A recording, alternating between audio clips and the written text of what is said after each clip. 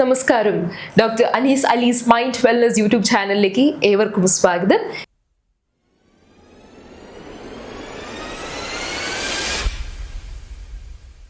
Doctor, ഇന്ന് ചെറുതായിട്ട് വ്യത്യസ്തമായിട്ടുള്ള ഒരു വിഷയത്തെക്കുറിച്ചാവും നമ്മൾ സംസാരിക്കാൻ പോകുന്നത്. ഡോക്ടറിന് തിരണ്ട് കല്യാണത്തെക്കുറിച്ച് അറിയുന്നുണ്ടാവും, അല്ലെങ്കിൽ കേട്ടിട്ടുണ്ടാവും. നമ്മൾ ഇന്ന് അധികം കാണുന്നില്ല, പക്ഷേ ഇൻസ്റ്റഗ്രാമും ഫേസ്ബുക്കും യൂട്യൂബും ഒക്കെ എടുത്തു കഴിഞ്ഞാൽ അതിൽ റീലുകളിൽ കുട്ടികൾ തിരണ്ട് കല്യാണം എന്ന് പറയുന്നത് എൻ്റെ അറിവ് വെച്ച് നോക്കുകയാണെങ്കിൽ ആദ്യമായിട്ട് പീരീഡ്സിലേക്ക് എത്തുന്ന കുട്ടികളെ അത് അവർക്ക് കല്യാണപ്രായമായി അല്ലെങ്കിൽ അതിനുള്ള ഒരു സ്റ്റേജിലേക്ക് എത്തി, അല്ലെങ്കിൽ അവർ അമ്മയാവാൻ അവരുടെ ശരീരം കംപ്ലീറ്റ്ലി മാറിയിരിക്കുന്നു എന്നറിയിക്കാൻ വേണ്ടിയിട്ട് അവർ പലരെയും വിളിച്ച് അതൊരു ആഘോഷമായിട്ട് നടത്തുന്ന ഒരു സമ്പ്രദായമാണ്. അപ്പോൾ കുറച്ച് കാലങ്ങൾക്ക് അതൊന്നും ഉണ്ടായിരുന്നില്ല, നമ്മുടെ സമൂഹത്തിൽ അതൊന്നും കണ്ടിരുന്നില്ല. പക്ഷെ ഇപ്പം വീണ്ടും അതെല്ലാം തലപൊക്കി വരുന്നുണ്ട് എന്ന് നമുക്ക് റീൽസ് ഒക്കെ നോക്കിക്കഴിഞ്ഞാലും മനസ്സിലാക്കാൻ സാധിക്കും. അത് മാത്രമല്ല, ഇനിയിപ്പം കല്യാണങ്ങളുടെ കേസ് എടുക്കുകയാണെങ്കിൽ തന്നെ നമ്മളിപ്പം പേര് പോലും നമുക്ക് കുറച്ചു കാലമായിട്ട് അറിയാത്ത പല കല്യാണങ്ങളും നോർത്ത് ഇന്ത്യയിൽ നിന്ന് നമ്മുടെ മഞ്ഞൾ കല്യാണം, മറ്റേ മെഹന്തി, അങ്ങനെ പലതരം കല്യാണത്തിന് മുന്നേയും അതിന് ശേഷവും ഒക്കെ നടന്നു വരുന്നുണ്ട്. അപ്പോൾ ഇതൊക്കെ എന്താണ് ഡോക്ടറിന് ഇതിനോടുള്ള ഒരു അഭിപ്രായം? എന്താണ്? റീൽസിന് വേണ്ടി മാത്രമായി ഉണ്ടോ നമ്മുടെ ഇന്നത്തെ സമൂഹം? അതിനു വേണ്ടിയിട്ട് നമ്മളുടെ സമ്പത്ത് ഒരുപാട് ചെലവാക്കുന്നുണ്ട് എന്ന് എനിക്ക് തോന്നുന്നു. ഡോക്ടർക്ക് എന്താണ് പറയാനുള്ളത്? തീർച്ചയായിട്ടും നമ്മളെ സമ്പത്ത് ചെലവാക്കുന്നതിലുപരി നമ്മളെ എഡ്യൂക്കേഷനും വിവരങ്ങളൊക്കെ കൂടി വരുമ്പോൾ കുറച്ചൊക്കെ നമ്മൾ യൂട്ടിലൈസ് ചെയ്തിട്ട് അത് നല്ല കാര്യങ്ങൾക്ക് വേണ്ടിയിട്ട് ഉപയോഗിക്കുന്നിടത്താണ് നമ്മൾ സ്പെൻഡ് ചെയ്യുന്നിടത്താണ് അതിലൊരു ബുദ്ധി എന്ന് പറയുന്നത്. പക്ഷെ ഇതൊന്നും വേണ്ടെന്നല്ല. ഇതൊക്കെ നമ്മളെ ഇൻഹൗസിൽ അറിഞ്ഞിരിക്കേണ്ട കാര്യങ്ങൾ നാട്ടുകാരെ മുഴുവൻ അറിയിക്കേണ്ട ഒരു കാര്യമായിട്ട് എനിക്കൊന്നും തോന്നിയിട്ടില്ല. കാരണം എന്തിനപ്പോൾ അറിയിക്കേണ്ട ആവശ്യം? അതൊരു നോർമൽ മെക്കാനിസമാണ്. ഇപ്പോൾ എല്ലാ പെൺകുട്ടികൾക്കും വരുന്ന കാര്യമാണ്. പ്യൂബർട്ടി സ്റ്റാർട്ട് ചെയ്യുന്നതും അത് കഴിഞ്ഞാൽ അവരുടെ പ്രായപൂർത്തിയായി എന്നുള്ളതിന്റെ തെളിവാണെന്നുള്ളതൊക്കെ അതിപ്പോൾ നാട്ടുകാരെ മുഴുവൻ അറിയിക്കേണ്ടതും ബോധ്യപ്പെടുത്തേണ്ടതും. അതിനൊരു ഒക്കേഷൻ ഉണ്ടാക്കുക, അതിന് കുറേ വീഡിയോസും റീൽസും ഫോട്ടോഗ്രാഫിയൊക്കെ ഉണ്ടാക്കിയിട്ടൊരു അത് ആ മേഖലയിൽ പ്രവർത്തിക്കുന്നവർക്ക് അതൊരു ബിസിനസ് ആവുക എന്നല്ലാതെ നമുക്കതിലൊരു ഉചിതം തോന്നില്ല. എസ്പെഷ്യലി നമ്മൾ മലയാളികളൊക്കെ കുറച്ച് വിദ്യാഭ്യാസ മേഖലയിൽ കുറച്ച് മുൻപന്തിയിൽ നിൽക്കുന്ന ആളുകൾ എന്ന് പറയുമ്പോൾ നമ്മൾ അതിനൊന്നും ഇല്ലാത്ത പ്രാധാന്യം കൊടുക്കുന്നതിനോട് യോജിപ്പില്ല എനിക്ക്.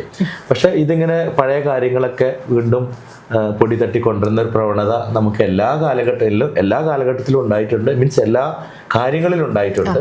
അപ്പോൾ ഡ്രസ്സിൻ്റെ കാര്യത്തിലായിക്കോട്ടെ, പണ്ട് കുറച്ച് കാലങ്ങൾക്ക് മുമ്പ് ഭയങ്കര ബെൽ ബോട്ടനുള്ള പാൻറ്റുകളൊക്കെ ഉള്ളത് ഇപ്പോൾ വീണ്ടും ഫാഷനായിട്ട് വരുന്നു.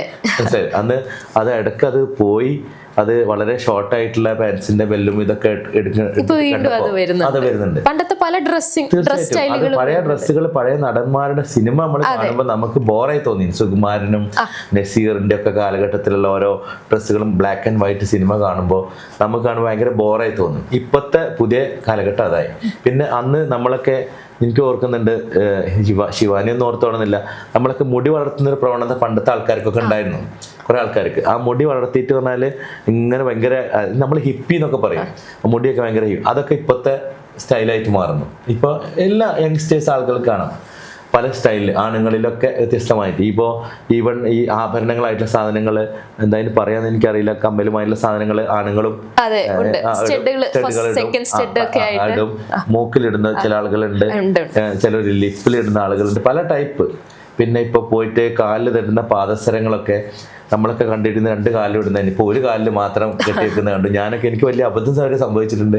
1 കാലിലിട്ട ഒരു കുട്ടീനെ കണ്ടപ്പോൾ എൻ്റെ ക്ലാസ്മേറ്റ് കുട്ടീനോട് ഞാൻ ചോദിച്ചത് ഒന്ന് വീണ് പോയതാണോ ചോദിച്ചപ്പോഴാണ് പറഞ്ഞത് നമ്മളൊരു പഴഞ്ചനാണെന്നുള്ളത് പിന്നെ മനസ്സിലായത്. അപ്പോൾ അതൊക്കെ മോഡേൺ ആയിട്ട് ചിത്രീകരിച്ച് അങ്ങനെയിലേക്ക് പോകുന്ന ഒരു കാലഘട്ടമാണ്. അപ്പോൾ അതിൻ്റെ ഭാഗം എന്നോണേ നമുക്കിതിനെ കാണാൻ പറ്റത്തുള്ളൂ. ഇപ്പോൾ നിങ്ങൾ പറഞ്ഞ പോലെ കല്യാണത്തിൻ്റെ മെഹന്തി കല്യാണം, ഇപ്പോൾ കല്യാണത്തിന് വിളിക്കേണ്ട ആവശ്യമൊന്നുമില്ല. കല്യാണത്തിനാണ് ഞാൻ വിളിച്ചെങ്കിൽ തലേ ദിവസം നമുക്കൊരു 10,000-20,000 ആളുകളുടെ ഒരു കല്യാണമാണെങ്കിൽ ഒരു 500 ആൾക്കാരെങ്കിലും തലേന്ന് വരും നമ്മൾ പ്രതീക്ഷിക്കണം. അത് നമ്മൾ വിളിച്ചിട്ടൊന്നല്ല, അവർ വന്നിരിക്കും. അപ്പോൾ പല കല്യാണത്തിൻ്റെ ലെറ്റേഴ്സിലും ഫോഴ്സ്ലി എഴുതി വെക്കുന്നുണ്ട് തലേന്ന് ദെർ ഇസ് നോ പ്രോഗ്രാം, കാരണം നിങ്ങൾ ഇനി വന്ന് മടങ്ങണ്ടെന്ന് വെച്ചിട്ട്. അപ്പം അങ്ങനെയുള്ളത് അതിലും തലേന്ന് വേറെ ഇപ്പോൾ ഈ മഞ്ഞ കല്യാണം ഇതൊക്കെ പറഞ്ഞ ഹൽദി എന്തൊക്കെ പറഞ്ഞിട്ട് അങ്ങനെയുള്ള അതൊക്കെ ഒക്കേഷനാക്കുകയും അത് വലിയൊരു ചടങ്ങാക്കിയൊക്കെ ചെയ്യുന്നു. പക്ഷെ അതിന് വീട്ടുകാർ കൂടണമെങ്കിൽ കൂടാം, അതിലുപരി അതിൻ്റെ ഒരു പ്രാധാന്യം കൊടുത്തിട്ട് അതിന് വേണ്ടാതെ സ്പെൻഡ് ചെയ്യുന്നതിൽ ഒരു അർത്ഥമുണ്ടെന്ന് എനിക്ക് തോന്നുന്നില്ല. അങ്ങനെ ഓരോ ശീലങ്ങൾ നമ്മളെ നോർത്ത് ഇന്ത്യൻ കൾച്ചർ ഇവിടെ വരും, ഇവിടുത്തെ കൾച്ചർ അങ്ങോട്ട് പോകും, അങ്ങനെയൊക്കെ ഉണ്ടാവും സ്വാഭാവികമായിട്ട്. അപ്പോൾ അതിനെ നമ്മൾ കുറച്ചൊക്കെ ചെറുത്ത് നിന്ന് കുറച്ച് ലോജിക്കായി ചിന്തിച്ച് ആവശ്യമുള്ള കാര്യങ്ങൾ മാത്രം ചെയ്ത് മുന്നോട്ട് പോകുകയാണെങ്കിൽ ഇതൊക്കെ നമുക്ക് ഒഴിവാക്കാം. അല്ലാതെ അതിലൊന്നും വലിയൊരു ഇമ്പോർട്ടൻസ് ഇല്ല. പിന്നെ പൂർവികരായിട്ടുള്ള ആളുകൾ ഇങ്ങനത്തെ കാര്യങ്ങളൊക്കെ ചെയ്യുമ്പോൾ അന്നത്തെ കാലത്ത് ഈ ഒരു കല്യാണം ആലോചിക്കണമെങ്കിൽ വരെ നാട്ടിലിപ്പോൾ എൻ്റെ ഒരു മോളുണ്ട്, എനിക്കൊരു മോളുണ്ട്, അവരെ കല്യാണപ്രായമൊക്കെ ആയി തുടങ്ങി എന്ന് അറിയിക്കാൻ കൂടിയുള്ളൊരു അവസരമൊക്കെ ആയിട്ട് ഇതൊക്കെ ഉപയോഗപ്പെടുത്തിയിരുന്നു എന്ന് വേണം നമ്മൾ കണക്കാക്കാൻ. ഇന്നിപ്പോൾ അതിൻ്റെ ഒന്നും ആവശ്യമില്ല. അന്നത്തെ കാലഘട്ടം അങ്ങനെയാണ്, നമ്മൾ അങ്ങോട്ടും ഇങ്ങോട്ടും കാണുന്നില്ല. അപ്പോൾ എനിക്കിനിപ്പോൾ ഇയാളെ കെട്ടിച്ചു വിടണം, ആ കെട്ടിച്ചു വിടണമെങ്കിൽ നല്ലൊരു പ്രപ്പോസലൊക്കെ കിട്ടണം. ആ പ്രപ്പോസൽ കിട്ടണമെങ്കിൽ നമ്മളെ കുടുംബങ്ങളും മറ്റ് വീടുകളിലൊക്കെ ഇങ്ങനെ കാണുമ്പോഴും ഒക്കെയാണ് ഇതിന് സംസാരിക്കുന്നത്. അപ്പോൾ അതിന് കൂടി വേണ്ടിയിട്ടുള്ള ഒക്കേഷനൊക്കെ ആയിരുന്നു. പക്ഷേ ഇന്ന് അതൊക്കെ മാറി. ഇന്നിപ്പോൾ ഇതൊന്നും അല്ലാത്ത ഞാൻ പിന്നെ മക്കളെത്ര ഏത് ക്ലാസ് പഠിക്കണോ, ഏത് സ്കൂളിൽ പഠിക്കണോ, നമ്മൾ എല്ലാ മീറ്റിങ്സിനും സ്കൂളിൽ പോകുന്നു, മറ്റുള്ള പാരൻസുകൾ നമ്മൾ മിങ്കിൾ ചെയ്യണു, എല്ലാവരും അങ്ങോട്ടും ഇങ്ങോട്ടും ഷെയർ ചെയ്യുന്നുണ്ട്. പിന്നെ അതിനനുസരിച്ചുള്ള കുറേ മാർഗ്ഗങ്ങൾ, ഇപ്പോൾ ഈ മാട്രിമോണിയൽ കോളംസ് ഉണ്ട്, കാര്യങ്ങളൊക്കെ നമ്മൾ അതിൽ രജിസ്റ്റർ ചെയ്യും. നമുക്ക് ഇനിയിപ്പോൾ അങ്ങനെ പ്രപ്പോസൽ കിട്ടുന്നില്ലെങ്കിൽ അതിൽ രജിസ്റ്റർ ചെയ്യും, അങ്ങനെയൊക്കെ ഉള്ളതുണ്ട്.